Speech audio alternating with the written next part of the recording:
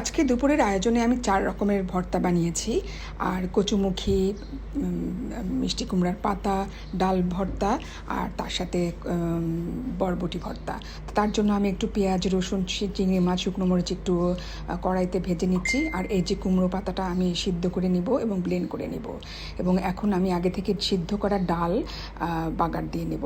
ডালটা আসলে আমরা ভুনা ভুনা করি, এভাবে ডালের ভর্তা বানাই, যে ডালটা বাগার সিদ্ধ করে পেঁয়াজ, রসুন, কাঁচামরিচ, শুকনো মরিচ, ধনেপাতা, একটু হলুদ দিয়ে ব্যাস নাড়াচাড়া করে হয়ে গেল আমাদের ডাল ভর্তা। এবং সেই কড়াতেই আমি কুমড়ো পাতাটা এখন বাগার দিব। সেম প্রসেসে পেঁয়াজ, রসুন, শুকনো মরিচ, কাঁচামরিচ এগুলো দিয়ে লবণ দিয়ে আমি এটাকে নাড়াচাড়া করে উঠিয়ে ফেলবো। এই পর্যায়ে কচুমুখী ভর্তা বানাচ্ছি। কচুমুখী ভর্তাটা কচুমুখীটাকে আগে সিদ্ধ করে নিয়েছি।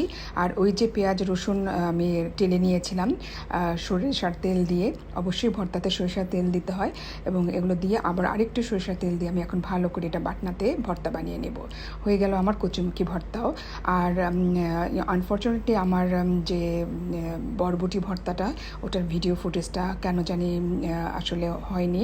তো বরবটি বরবটিটা সিদ্ধ করে ওই পেঁয়াজ, রসুন, শুকনো মরিচের সাথে আমি বাটনাতে ভালো করে ভর্তা বানিয়ে নিয়েছি।